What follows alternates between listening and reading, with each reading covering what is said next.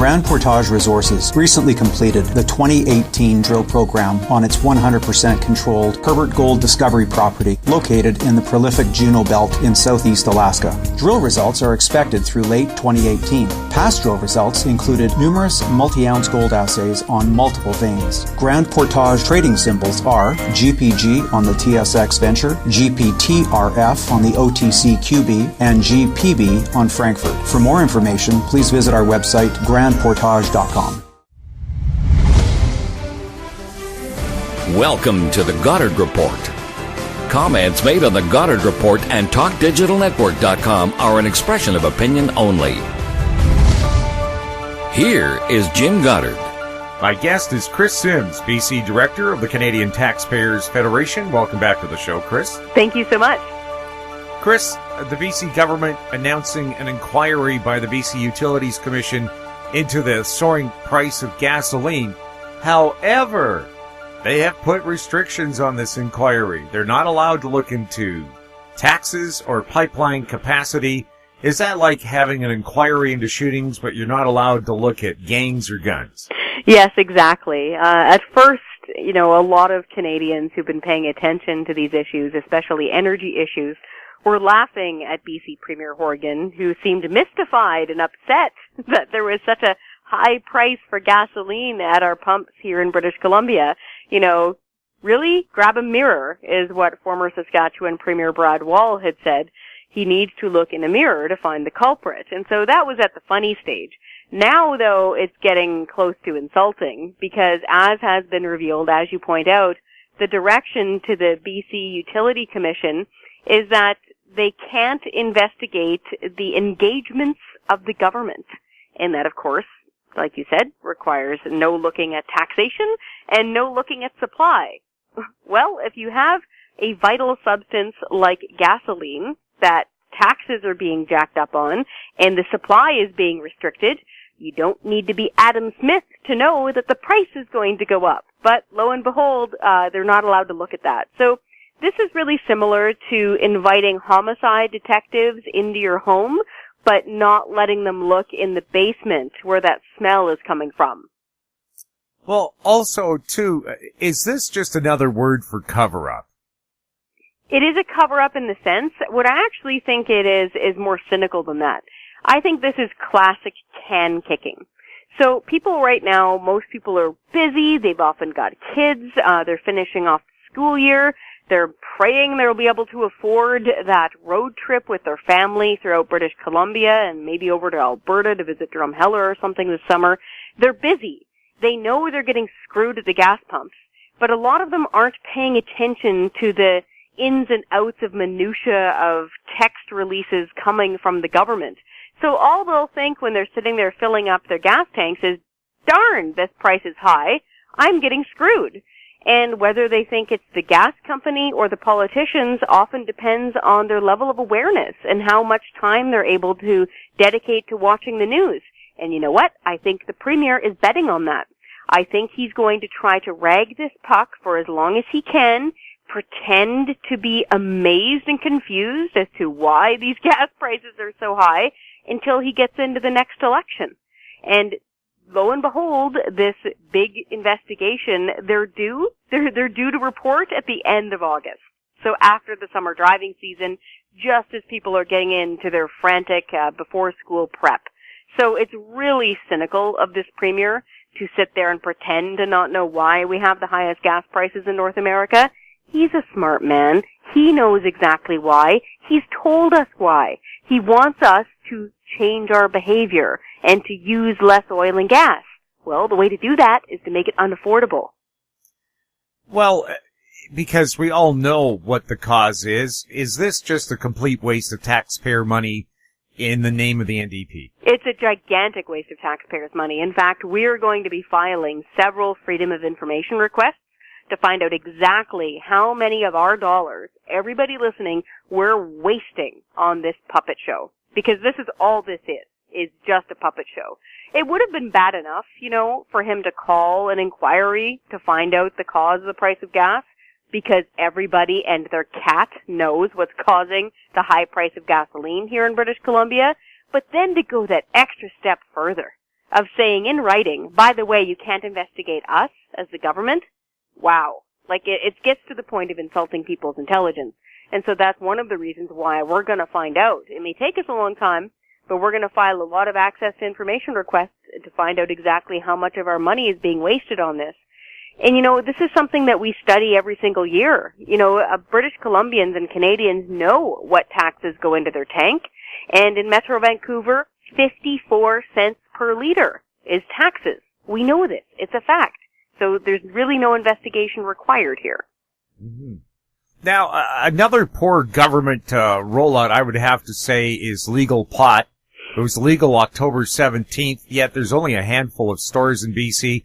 Has the government said yet how many millions in tax revenue and just revenue from the sales that it's missed out on, and how much has this helped the black market, organized crime? That's a great question, and unfortunately, so far, the short answer is no.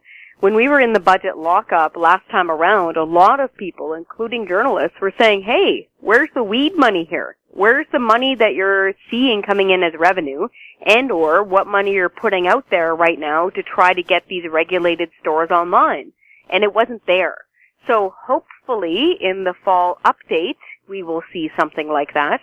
But what's really sad is that here in BC, as most people know, we had a very flourishing illegal black market. BC Bud was known around the world. It was being sold around the world illegally, of course, we need to point out. But the fact that we can't even sell cannabis legally with a profit and have it straight and well regulated is really a failure. And it really kind of depicts what, the failures of government. And I think it's been long enough now. They've had a while to really iron out the bugs. They should have had more legal stores online. They should have been better organized in this. Now, initially, we need to stress that their consultations seemed good. It seemed like those government workers were actually trying their best to align this with things like liquor sales. It sounded like they weren't trying to reinvent the wheel and that it would have come online much faster. But I think the question is, what's the hold up now? It's been several months. What is taking them so long to actually have the rubber hit the road and have legal stores open up? Because you're right, the black market is still where people go to right now. And all of the dispensaries that were dispensing medical marijuana have been shut down in the name of this legalization. There has been no provision for people to get legal medical pot. This is a huge problem. And so up until then, just speaking from my own experience, because I worked in federal government in Ottawa for several years, and I would get people asking me these questions, and so I had to research the medical element of legal marijuana, legally medical marijuana, before the full recreational legalization happened. And so, up until and around then, there were some folks that were having to order it from the government by mail. And way back then, many years ago, if you can believe it, some of this government medicinal marijuana was being grown in underground abandoned mines in Manitoba under artificial light. And you can imagine that a lot of sick people weren't really keen on consuming that.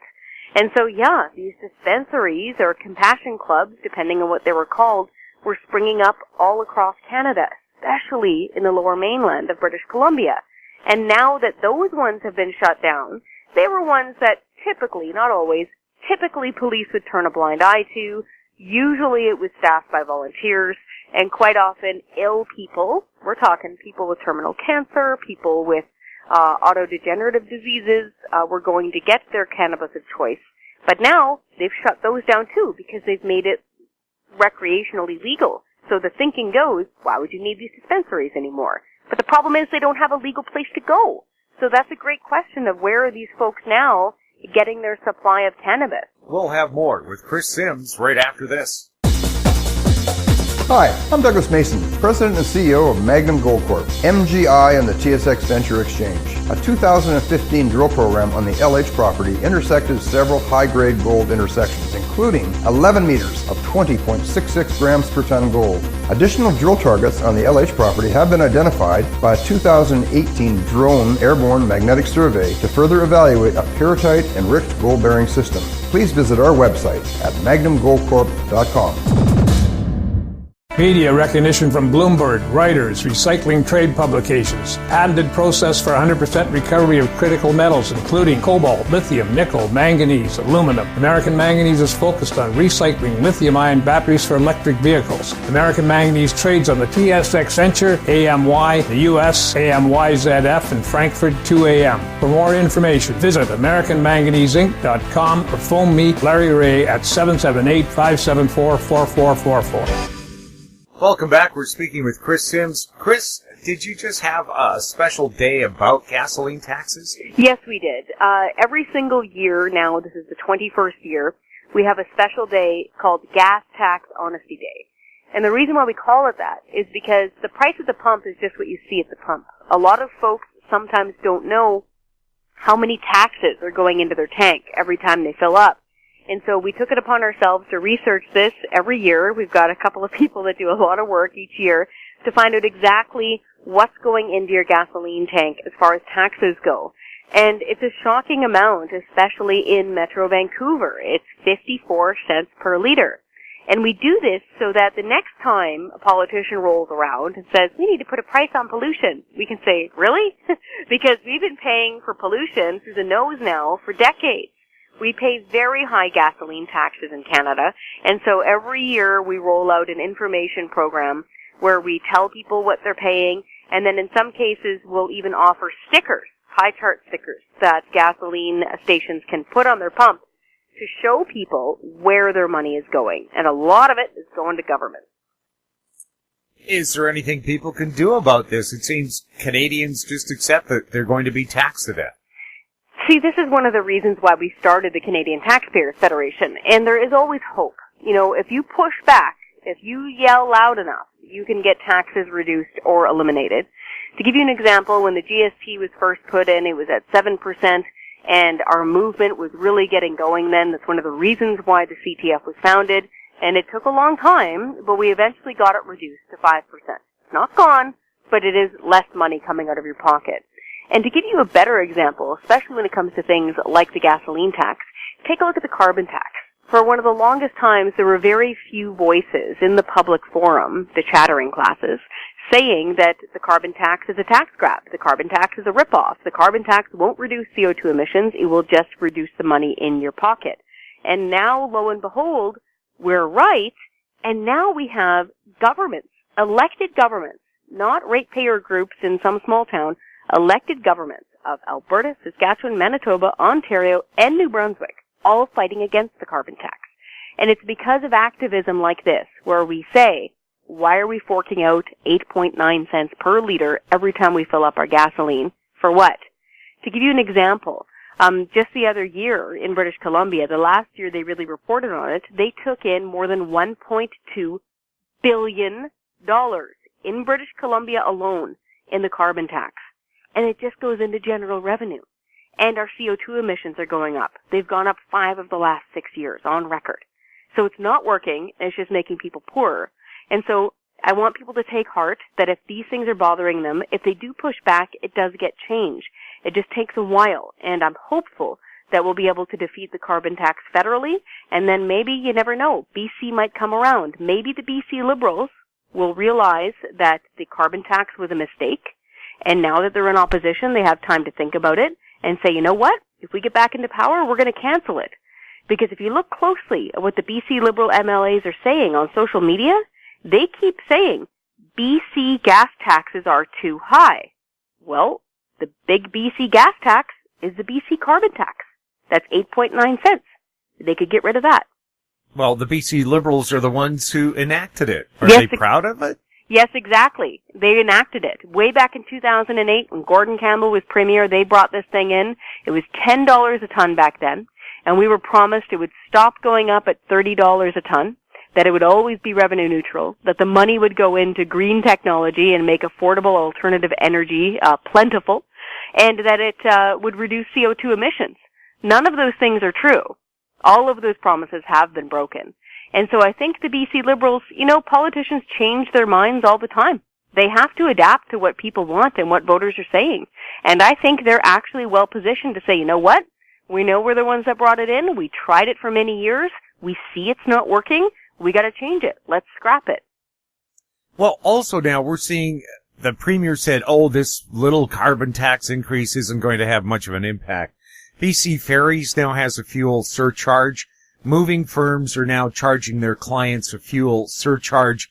This is ballooning beyond more than just 1 or 2 cents more at the pump. Yes, exactly. And this is where we have to keep reminding people that if you increase the cost of fuel, the lifeblood of our economy, it's how we move. It's how we grow our food using farm equipment. It's how we get our food trucked to us in grocery stores. If you start making that expensive, you make everything more expensive, and it piles up. To give you an example, apples to apples, Vancouver and Seattle, okay?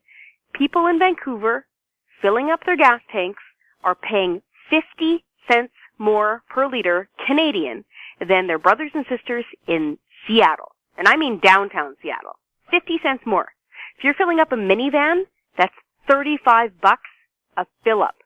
If you're only filling that up once per week, and that's being pretty, conservative in many people's cases, you're spending about $1,700 more living in Metro Vancouver just on gasoline than you are in Seattle. That's apples to apples Canadian dollars. And so it's obvious we're getting screwed over at the pumps, and one of the main reasons is because of fuel taxes.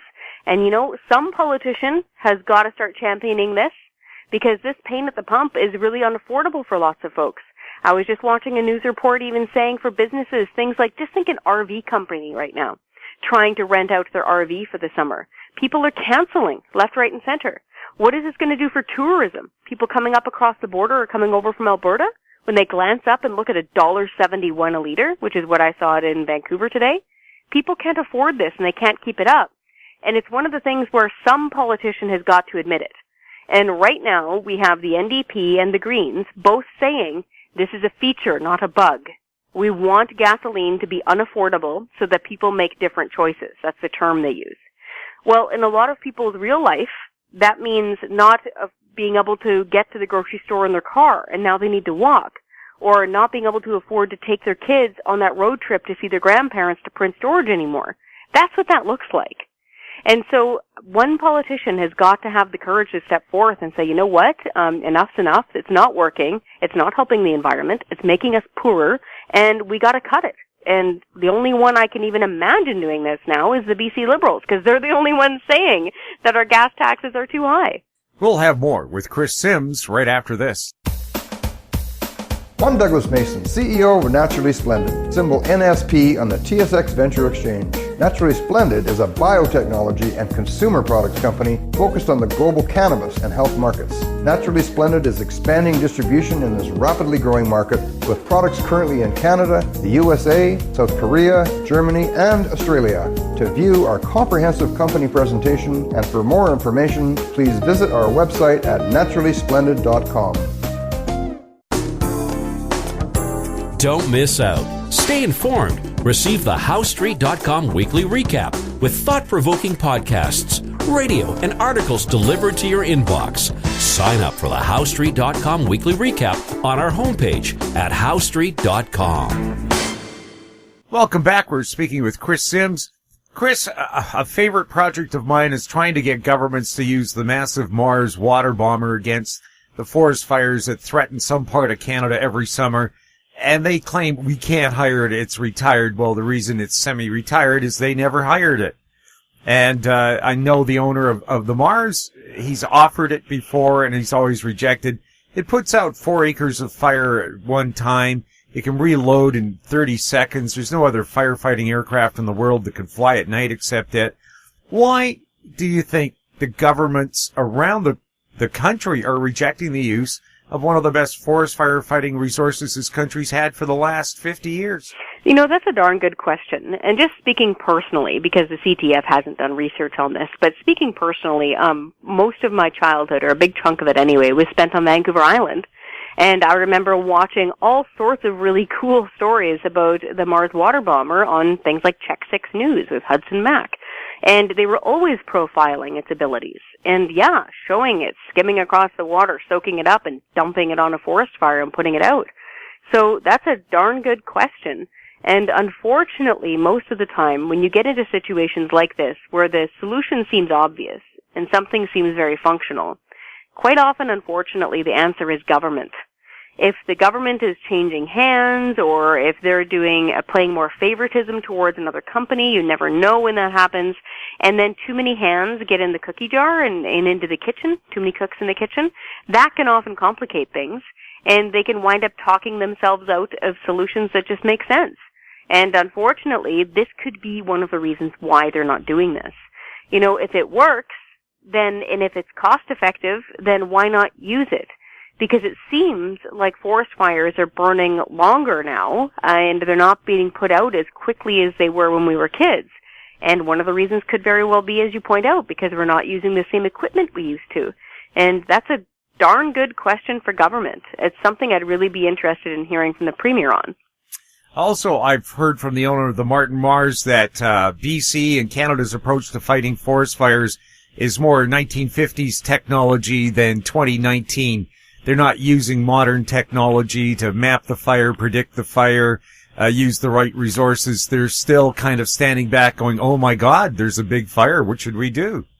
Instead of being proactive. Yeah, and it's one of those things where, you know, if you know that fire season is coming, you should probably prepare for it, and you should have game plans.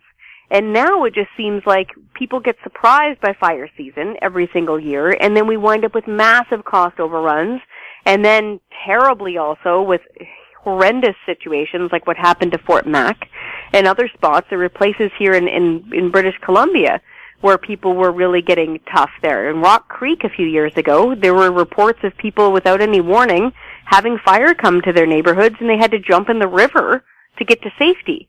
If we know that our fire season is coming, it's probably a good time to actually have government work on plans that are actionable, ones that will actually work, instead of always playing catch up. Because government can always throw money at something. They're very good at doing that.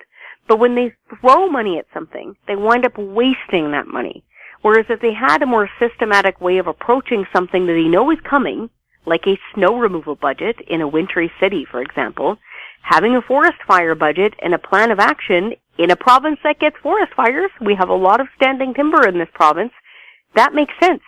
And if it saves us money and saves people's property, then that's really win-win. It's really time for them to actually fix it and not study it. We don't need another royal commission to figure this out. So we already pay bureaucrats plenty of money. We've got a lot of hands on deck.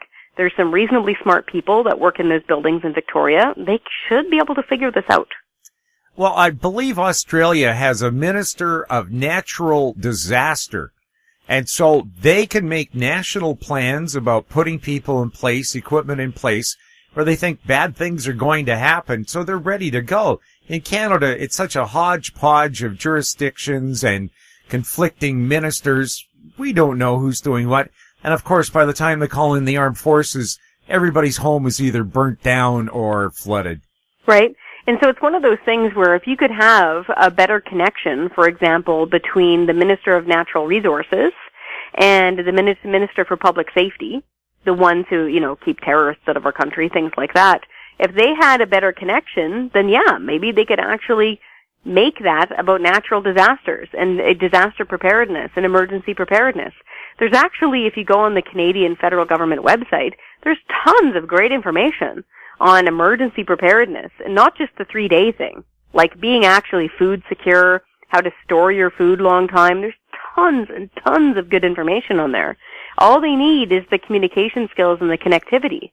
But unfortunately, when government gets this big, it's like when a plant starts sending out too many tendrils in different directions, and it gets weak.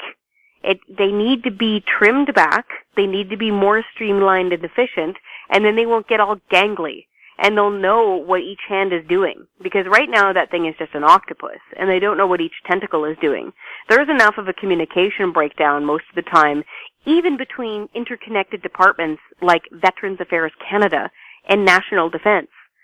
Folks listening would probably be surprised about how many breakdowns there are in communication between those two deeply connected departments.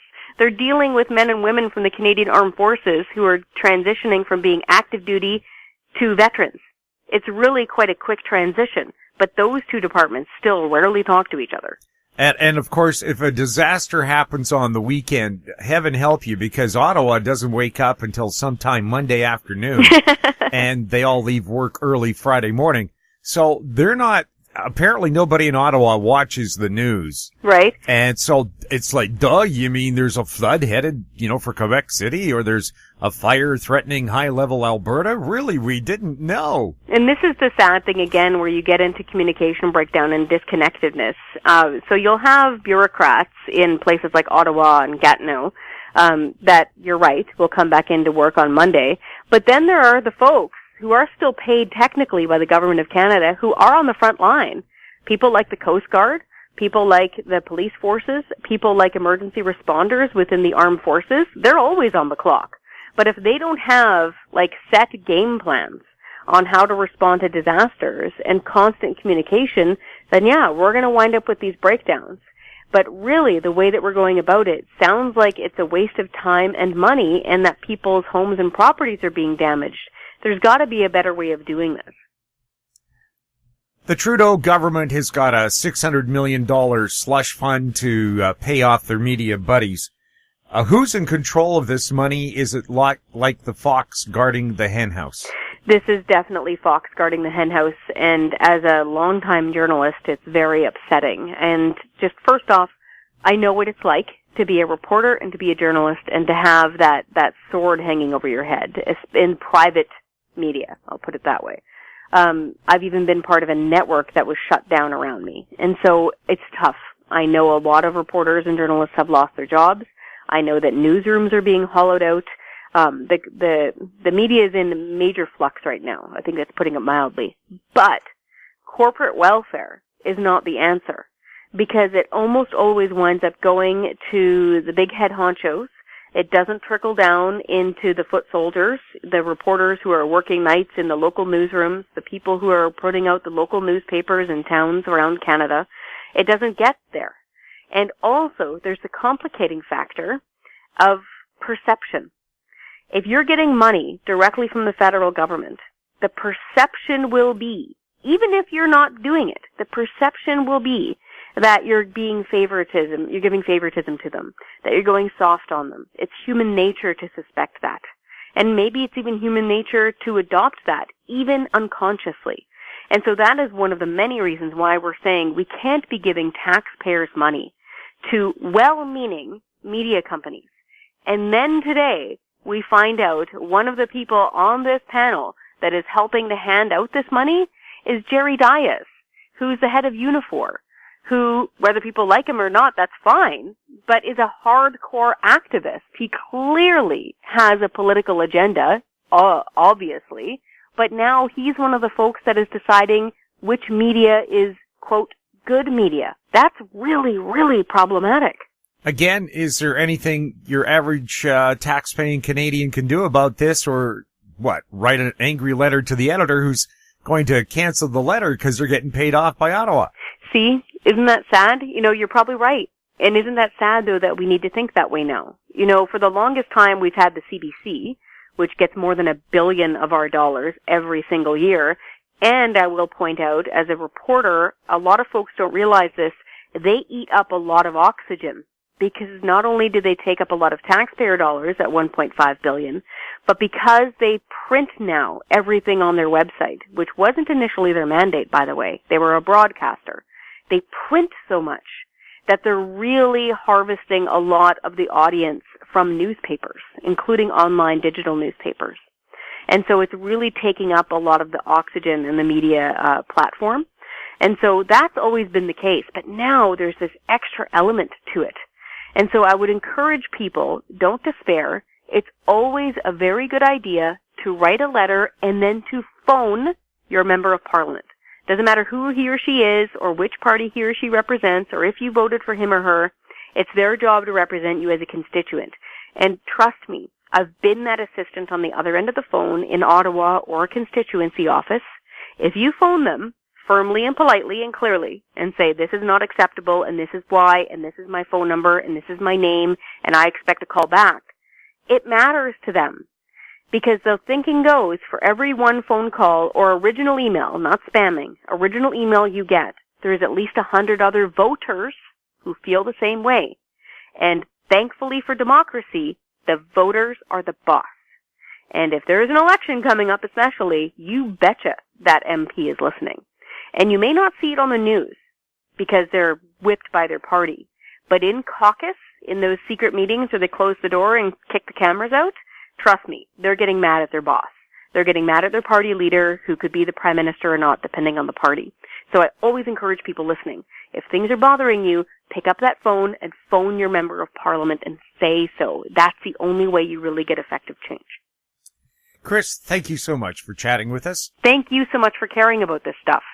My guest has been Kris Sims, BC Director of the Canadian Taxpayers Federation. Her website, taxpayer.com. If you have any questions for Kris or any of our other guests, you can send them to info@howstreet.com. Our popular YouTube channel is Talk Digital Network. I'm Jim Goddard. Thanks for listening. Comments made on the Goddard Report and TalkDigitalNetwork.com are an expression of opinion only.